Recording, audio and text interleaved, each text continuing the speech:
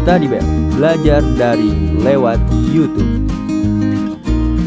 Belajar menyenangkan mengenai rangkuman materi, pembahasan materi, kumpulan soal, informasi pendidikan.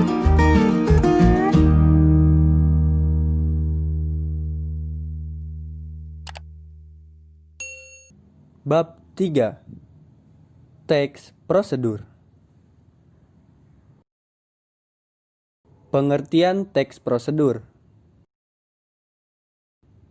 Teks prosedur adalah teks yang berisi cara, tujuan untuk membuat atau melakukan sesuatu hal dengan langkah demi langkah yang tepat secara berurutan, sehingga menghasilkan suatu tujuan yang diinginkan. Teks prosedur biasanya terdapat pada tulisan yang mengandung cara, tips, atau tutorial melakukan langkah tertentu. Di dalam teks prosedur terdapat kata imperatif atau kata perintah untuk melakukan apa yang dibahas pada teks agar si pembaca melakukan apa yang diperintahkan pada isi teks tersebut.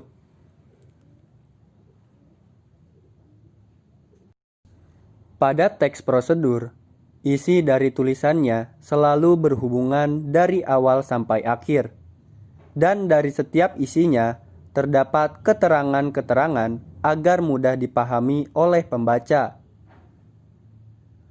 Tujuan teks prosedur. Teks prosedur bertujuan untuk memudahkan pembaca maupun pendengar agar dapat mengikuti langkah atau perintah dari isi teks yang tujuan akhirnya bisa sesuai keinginan pembaca maupun pendengar. Struktur teks prosedur. Yang pertama, tujuan. Tujuan pada teks prosedur adalah pengantar umum sebagai penanda apa yang akan dibuat atau dilakukan dan motivasi dalam melakukannya. Yang kedua, bahan dan alat. Berisi mengenai rincian bahan dan alat yang digunakan dengan ukuran yang akurat. 3. Langkah-langkah. Berisi langkah melakukan sesuatu dengan urut secara bertahap. Dan yang terakhir yaitu penutup. Penutup berisi penekanan pada keuntungan dan ucapan selamat melakukan sesuatu. Ciri-ciri teks prosedur. Adapun ciri-ciri teks prosedur yang diantaranya yaitu 1. Menggunakan pola kalimat perintah atau imperatif.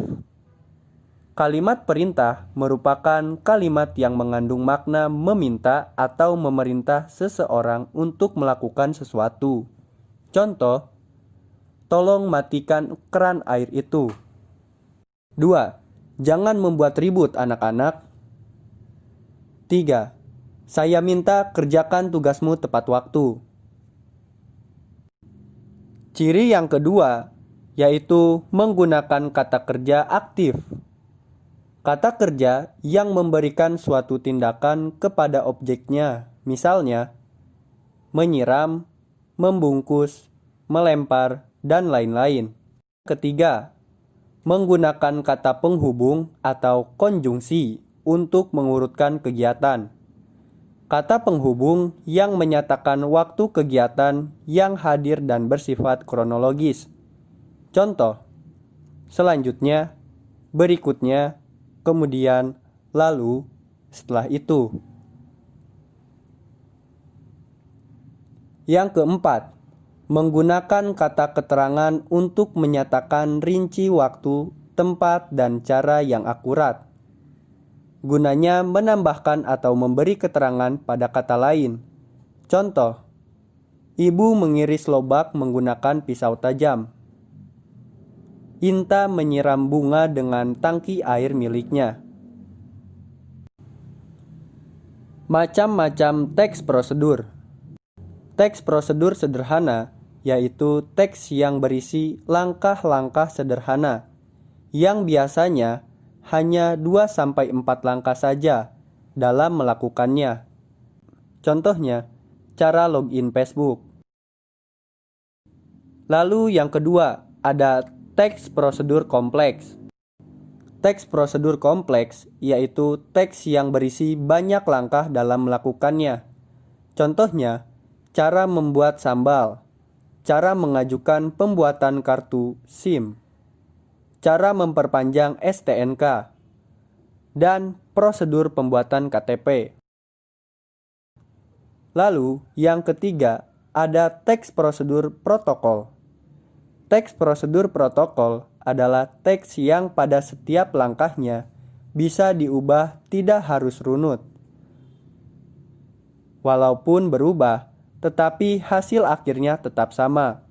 Misalnya, jika memasak mie instan, kita bisa merebus dengan memasukkan mie dan bumbu ke dalam air rebusan dari tungku, atau bisa memasukkan air panas ke dalam wadah yang berisi mie, lalu memasukkan bumbu. Kemudian ada kaidah kebahasaan teks prosedur. Teks prosedur memiliki kaidah kebahasaan di antaranya konjungsi temporal, kata imperatif, verba material dan tingkah laku, partisipan manusia, bilangan penanda, kalimat interrogatif, dan kalimat deklaratif. Contoh pengertiannya, kalimat imperatif yaitu kalimat yang mengandung perintah. Fungsinya ialah untuk meminta atau melarang seseorang untuk melakukan sesuatu. Kalimat deklaratif merupakan kalimat yang berisi pernyataan. Fungsinya untuk memberikan informasi atau berita tentang sesuatu. Kalimat interrogatif, kalimat yang berisi pertanyaan. Fungsinya ialah untuk meminta informasi tentang sesuatu. Konjungsi temporal. Konjungsi temporal merupakan kata penghubung yang berhubungan secara kronologis dengan waktu dan kejadian dari kedua peristiwa yang memiliki keterkaitan. Misalnya, setelah ini, kemudian, lalu, sesudah itu, selanjutnya, sebelum itu, dan lain-lain. Verba material dan tingkah laku. Verba material adalah perbuatan yang mengacu pada tindakan, seperti potonglah ubi itu, masukkan air ke dalam wadah. Sedangkan verba tingkah laku adalah perbuatan yang mengacu pada tindakan berdasarkan ungkapan, seperti tunggu kira-kira 5 menit, tunggu sampai matang, dan lainnya. Partisipan manusia adalah mempartisipasikan atau mengikutsertakan manusia dalam tulisan tersebut untuk membantu langkah-langkahnya. Bilangan penanda. Bilangan penanda adalah bilangan yang mengurutkan langkah-langkah pada tulisannya. Oke semuanya, untuk materi di video kali ini cukup sekian, dan jangan lupa like, komen, dan subscribe. Kemudian aktifkan loncengnya agar kalian mendapatkan updatean terbaru tentang video pembelajaran, rangkuman materi, dan informasi pendidikan yang kita sajikan di YouTube Study Bell.